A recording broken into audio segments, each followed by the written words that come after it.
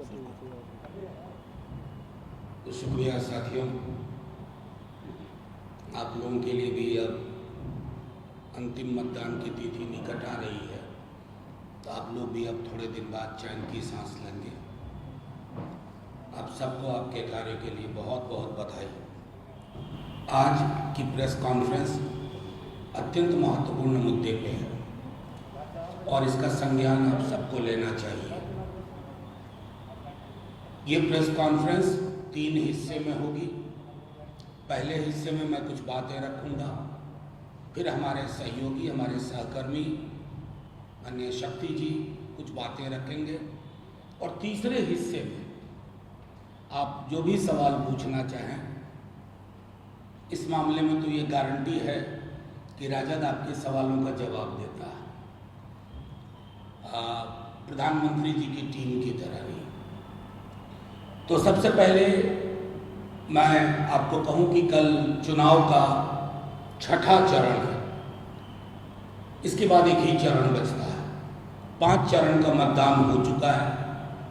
5 चरण के मतदान के बाद पूरे देश में जो एक ललक दिख रही है बदलाव की, और खास करके बिहार में, जहां इस दस्तावेज ने कहानी पलट के रख दी। नौकरी मतलब तेजस्वी। मैं जहां कहीं बिहार में गया हूं, आप लोग भी जाते हैं, बच्चा बच्चा चप्पा चप्पा कह रहा है नौकरी मतलब तेजस्वी। महिलाओं को 1 लाख प्रति वर्ष, गरीब गुरबा महिलाओं को अग्निवीर योजना में तब्दीली करके पुरानी व्यवस्था लागू करना, रेलवे की भर्तियां बहाल करना, 500 रुपये में गैस सिलेंडर, अब इसके आगे कुछ नहीं चल रहा।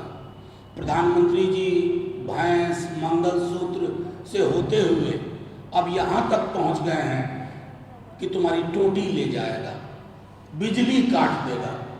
दुनिया में किसी भी देश के चुनाव में आप वहाँ के बड़े नेताओं को कभी ये कहते हुए नहीं सुनेंगे कि टोटी काट लेगा, टोटी ले जाएगा, लोटा ले जाएगा, मंगलसूत्र छीन लेगा, भैंस खोल ले जाएगा।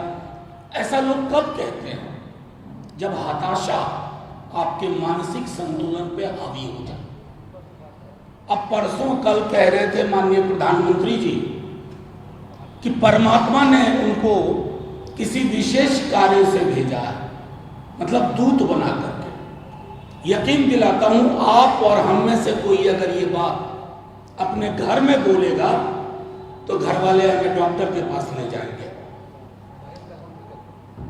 घर वाले हमें डॉक्टर के पास ले जाएंगे कि इसका दिमाग ठीक काम नहीं कर रहा है, ये कह रहा है भगवान से हमारा सीधे डायलॉग हो रहा है।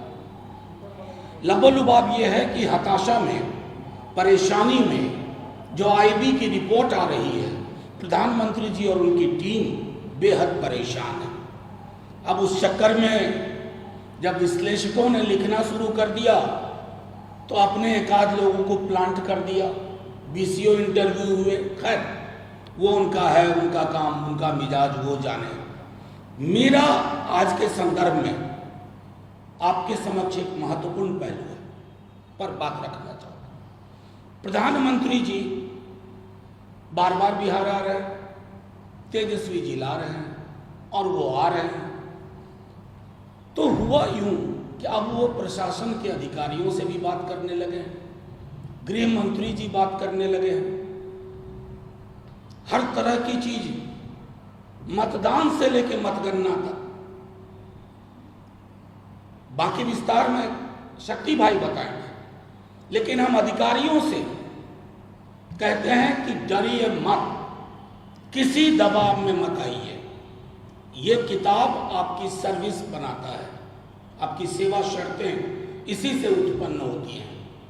इस किताब के अलावा दबाव लेना हो तो इस किताब का लीजिए, किसी व्यक्ति का नहीं, क्योंकि व्यक्ति अर्श से फर्श पर आने वाला है और अर्श से फर्श पर आने वाले व्यक्ति की बात के दबिश में अगर आप कोई ऐसी कार्रवाई करते हैं इधर उधर करने की, तो सचेत हो जाइए। व्यवस्था बदल रही है, सत्ता परिवर्तन हो रहा है, हम तो इसी किताब से चलेंगे। लेकिन जो लोग नहीं चल रहे हैं इस किताब से, उनका फैसला आवाम भी करेगी और ये किताब करेगी। बाकी मैं आगे की कुछ चीज़ों के लिए शक्ति जी से आग्रह करता हूँ। आ जाइए आप, आ जाइए, बोलिए। शुक्रिया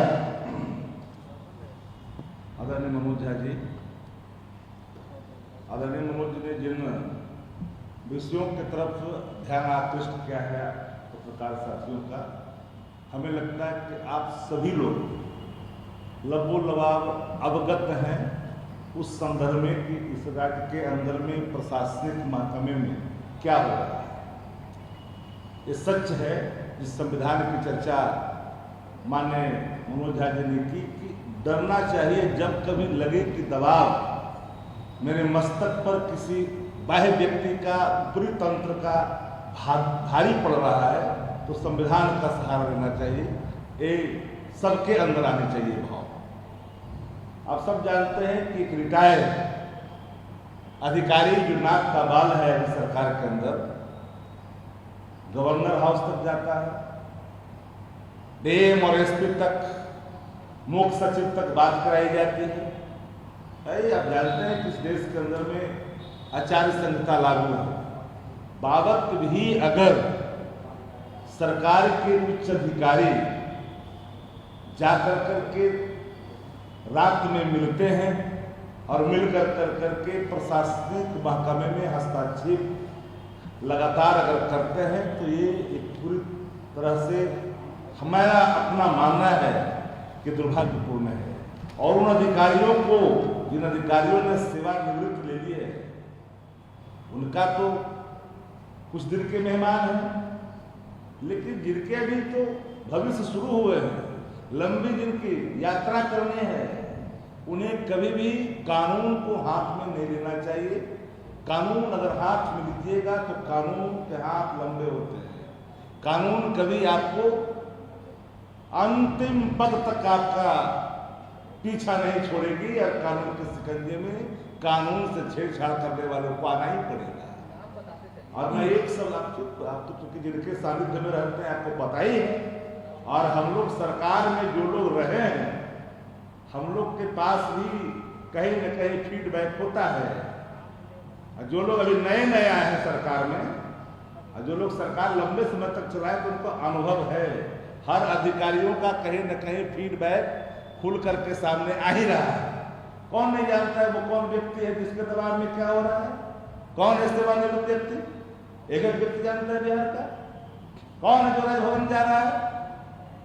आचार संहिता के मामले में प्रोटोकॉल के कारण दायरे बने होते हैं, प्रोटोकॉल का निर्वहन किस रूप में होना है, उसके सारे मानदंड हैं। अगर कोई नियमों को तोड़ेगा, हम या कोई कानून से छेड़छाड़ करेगा, तो कानून कभी उसको छोड़ नहीं सकता है, और कानून का सामना करना ही पड़ेगा।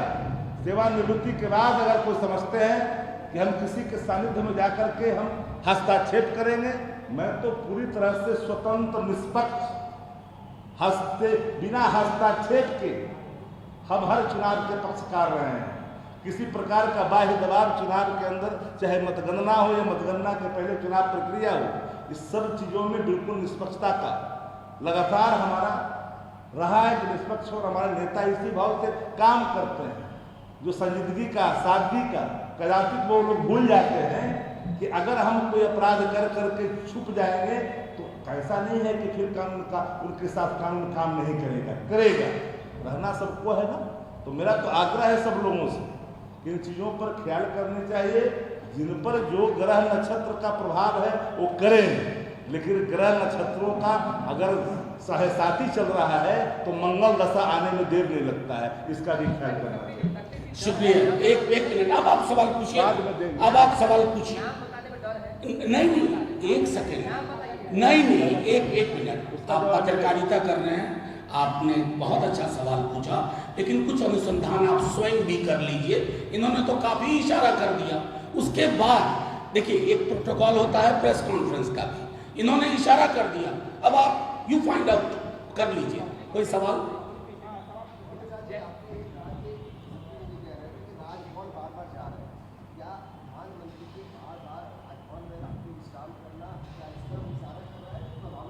नहीं, देखिए मैं एक बात साफ तौर पे कहूँ, शक्ति जी ने काफी स्पष्टता से कहा, एक अधिकारी का नाम लिया। हमने सिर्फ ये कहा कि कोई भी अधिकारी हो, वर्तमान या सेवानिवृत्त, अगर इस किताब के दायरे का उल्लंघन हो रहा है, अगर रूल ऑफ लॉ से देश चल रहा है, अगर आप मैनिपुलेशन की कोशिश करेंगे तो इस बार प्रतिकार बहुत सख्त होगा, बहुत सख्त होगा, यहां से लेके दिल्ली तक। बस इतना कहना है, समझने वाले समझ गए।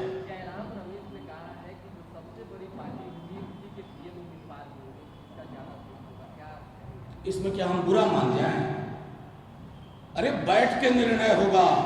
एक आत्ममुग्ध व्यक्ति के बदले एक सामूहिक चिंतन का प्रतीक होगा। एक ऐसा व्यक्ति नहीं जो आप चुनाव के आखिरी चरण तक बोलता है परमात्मा ने मुझे भेजा है। मैंने पहले ही कहा था, अगर आप ये बात कह दें, हम ये बात कह दें, हमारे परिवार के लोग हमें डॉक्टर के पास ले जाएंगे। मनोविज्ञान में एक बीमारी है, डिल्यूजन ऑफ ग्रैंडियोर, वो उससे ग्रसित हैं, डिल्यूजन ऑफ ग्रैंडियोर। और मैं समझता हूं कि उनको बेहद आवश्यकता है आत्मचिंतन करने की, कि भैंस, मंगलसूत्र, टोटी, बिजली काटना और अब परमात्मा ने भेजा। दुनिया में किसी भी देश में वहां के प्रधानमंत्री या राष्ट्रपति के चुनाव में इतनी गरिमा विहीन भाषा का इस्तेमाल पहले कभी नहीं हुआ।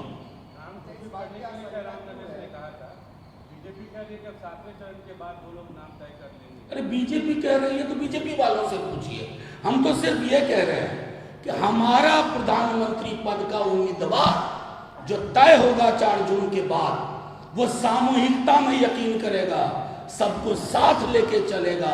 एको हम द्वितीय नास्ती वाला बात नहीं होगी। हमें तानाशाही नहीं चाहिए, हमें लोकशाही चाहिए। एक आत्ममुक्त व्यक्ति नहीं चाहिए, एक ऐसा व्यक्ति चाहिए जो गरीबों के दर्द को समझे, किसानों पे गोलियां न चलवाए, ऐसा व्यक्ति चाहिए।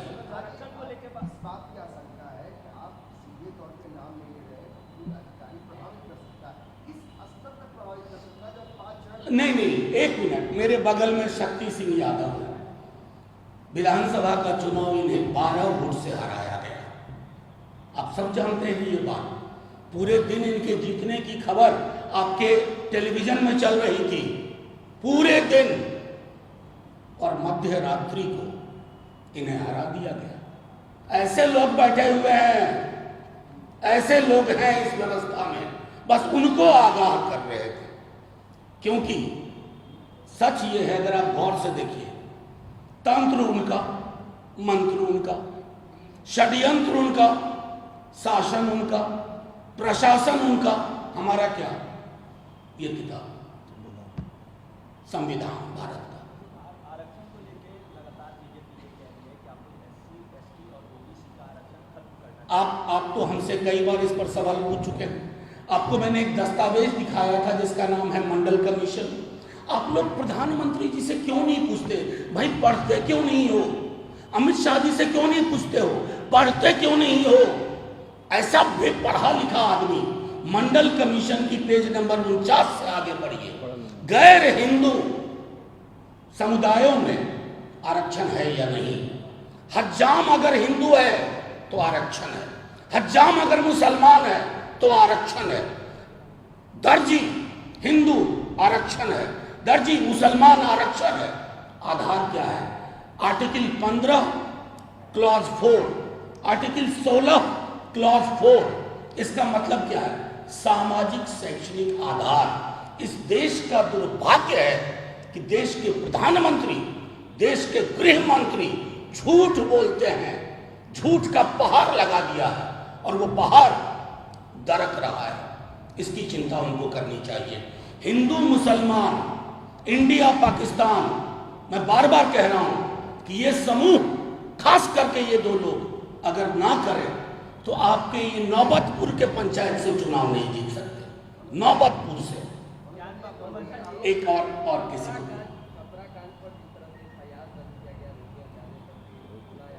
मैं सीधी सी बात कहता हूं, मैंने एक बात कही थी, तंत्र उनका, मंत्र उनका, षड्यंत्र उनका, शासन उनका, प्रशासन उनका, हमारा क्या? ये किताब। सबका इंसाफ होगा, सब होगा, रूल ऑफ लॉ प्रिवेल करेगा और इस तरह की जो कार्रवाई हुई है ना वो औंधे मुंह गिरेगी।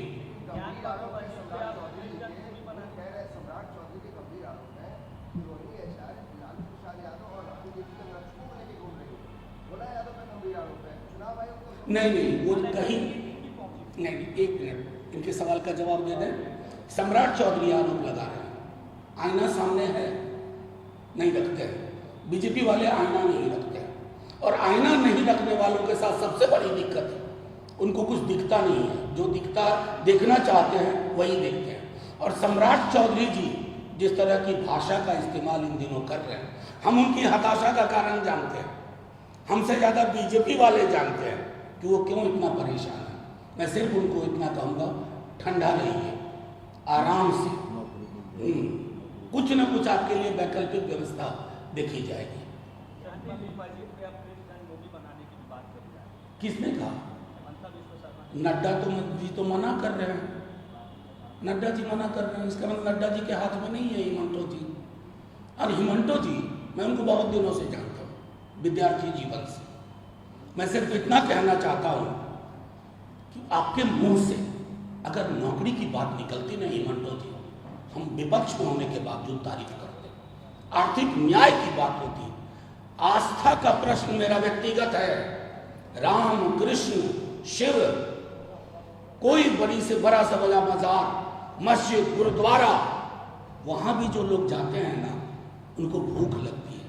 उनकी भूख के बारे में बोलिए हिमंटा जी, इतनी बेहयाई ना हो। इंदिरा जी के पास 400 सीट नहीं थी, पाकिस्तान के 2 टुकड़े किए, बांग्लादेश बना दिया। जज्बा और हौसला वो होना चाहिए, ये नहीं कि चाइना अंदर आके घर बना लिया, कोई आया ही नहीं, कोई घुसा ही नहीं, ऐसा नहीं होना चाहिए। थैंक यू, शुक्रिया।